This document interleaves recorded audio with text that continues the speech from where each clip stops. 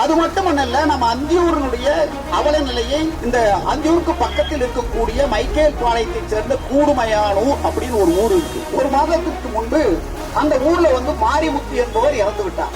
அவங்க எப்போதுமே ஏரி கரைக்கு அருகில் உள்ள அரசாங்கத்தால் ஒடுக்கப்பட்டுள்ள மயானத்தில் தங்களுடைய பிரேதங்களை புதைப்பதும் எரிப்பதுமாக வழக்கமாக இருந்து கொண்டிருக்கின்றார்கள்.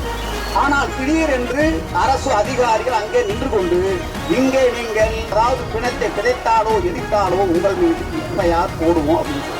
ஆனால் அன்று இரவு பல மணி நேரங்கள், பல மணியில் ஒரு நாட்கள் பூராமே அந்த பாடியை எடுக்க முடியாம சிரமப்பட்டிருக்கின்றார்கள். பின்னர் அங்கிருந்து கோட்டையை நோக்கி கொண்டு அந்த பாடியை எரிவிட்டு இருக்கிறார்கள்.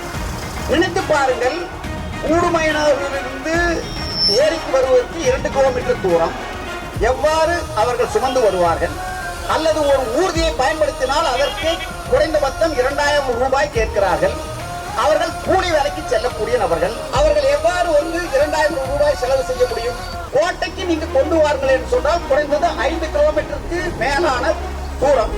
10,000 ரூபாய் இல்லாமல் அந்த பிணத்தை எடுத்துக்கொண்டு வர முடியாது. அந்த 10,000 ரூபாய் யார் கொடுப்பது? இன்னொன்னாவது பண்ணிருக்கலாம். நாங்கள் எந்த இலவசமாக ஊர்தி ஏற்படுத்தி கொடுக்க சொன்னாங்களா? அந்தியூர் மக்கள் எவ்வாறு சிரமப்பட்டுக் கொண்டிருக்கின்றார்கள், துன்பப்படுகிறார்கள் என்பதற்கு ஒரு உதாரணம்.